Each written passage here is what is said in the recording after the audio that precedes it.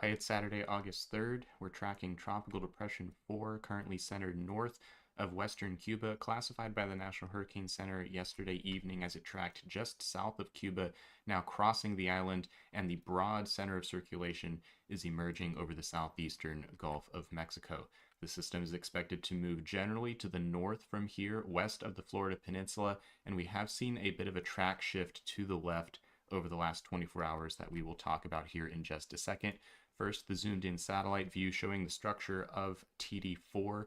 This remains fairly broad at the moment, but now a closed circulation, unlike the wave structure that we had been seeing up to this point, but there is a closed circuit of flow with the strongest winds out of the southeast currently moving into the Florida Keys. We could see winds of 25 to 35 miles per hour there pretty easily in this belt. And then you see lighter flow out of the north and the northwest, looping around the western tip of Cuba, and then closing the circuit off here. So this is not yet super compact, and we don't have an inner core developing as of yet. However, within this broader pocket, we do have a vorticity maximum right in here, which is likely to become the anchor for the system's core over the coming 24 hours. There has been some elongation of the system towards the south, so there remains a little bit of an extension down here south of Cuba, and this vorticity maximum is kind of embedded within the northern side of that.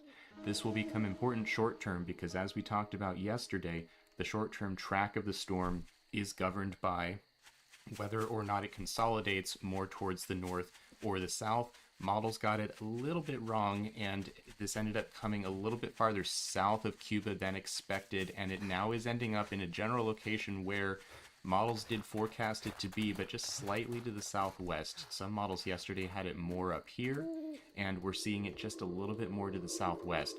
Whether or not the track shifts a little bit farther to the left will depend on how far this swings over in response to the trough extension to the south. Since this vorticity maximum is within the northern side, it may get rotated towards the west a little bit by the extra circulation sitting south of Cuba. And we can see that models are still piecing this together. If we look at the observed wind field from the ASCAT pass at about 11:30 a.m. Eastern time this morning, showing the strong wind belt on the eastern side, and you can see the wrapping around of weaker wind out of the north and northwest on the western side, with the vorticity maximum sitting north of Cuba right there.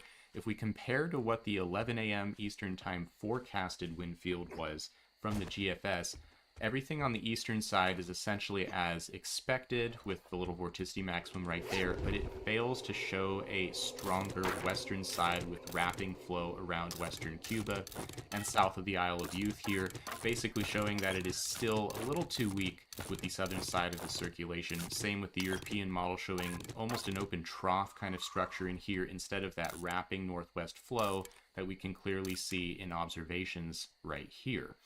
All this to say that, again, if there's just a little bit more rotation here than expected, that could yank this over just a little further before it's released toward the north, and that will govern some of the little details about where this ends up making landfall along the Florida coastline. That said, we have already seen a substantial nudge to the left in the forecast track since yesterday, now that models are starting to see where TD4 is setting up shop, and on the GFS, you'll see here on the mid-level moisture plot, the black contours show you where the surface center is on the model going into Saturday night tonight, and then this will continue northward. Now, yesterday, this went right into the central Florida coastline and then into Cedar Key, but we've continued to see this walking to the left here because the launching point west of Key West has been shifting farther west and out over the open Gulf of Mexico. So now the track on the model is more into Apalachee Bay, and for that reason, we now have a little bit more time for the storm to track over water, and therefore some of these model runs are coming in a little bit stronger because of that extra time. And the concern here now is that this is a storm surge prone area, so a little bit stronger storm with the track more into Apalachee Bay means coastal flooding becoming a heightened concern with this particular storm. Now, you notice on the GFS there is a symmetric moisture core here, and this is kind of the bull case model scenario here, where the inner core develops, you start to get a formative eye, and a storm that is approaching hurricane strength and not fully disrupted by the wind shear that will exist out of the west. If we look at the upper level flow here, in general, as the storm makes landfall, in Florida, there is going to be this westerly flow aloft, kind of hitting it from the left side around this upper level ridge, which will be centered to the storm's south by the time it moves into the southeastern U.S. And so some moderate shear, 15 to 20 knots, will be impacting the storm. That is not enough to prevent strengthening, but it could present challenges to the formation of a symmetric inner core. And the details of that are often hard to predict with precision, so there's, of course, as usual, a range of outcomes. Get used to that.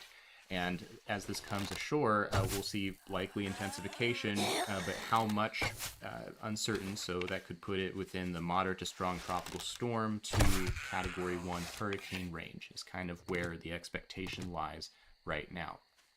If we look at the 500 millibar chart, the track for this, as we've been talking about, is governed by this trough over the Appalachians, which is currently there now and is about to pull out towards the northeast. So you'll see TD4 come north as this trough begins to evacuate, and you'll see this ridge over the Great Plains start to nose farther east. So around the time of landfall, which would be overnight Sunday or Monday morning based on current projections, you see this ridge nosing in, and this starts to block the motion of the storm. There is now southwesterly flow here across Florida trying to guide it northeastward, but now there's a compensating steering flow out of the northeast around this ridge, and they're fighting each other. So steering currents dramatically slow down, and so does the storm. And so as it comes ashore, models now start to spread out a lot on what happens from here.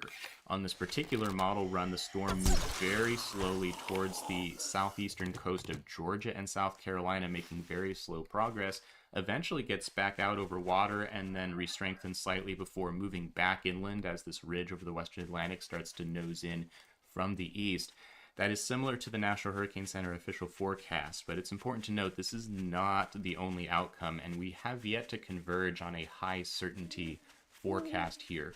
We're getting closer to knowing the landfall area in Appalachia Bay, but after that, the storm could simply go due north and kind of stall out inland. It could also drift eastward and get back out over water, and those two things are very different in terms of whether this re-intensifies before impacting the Carolinas more, or if it just stays inland and there's an inland flooding threat for Georgia, Alabama, and northern Florida.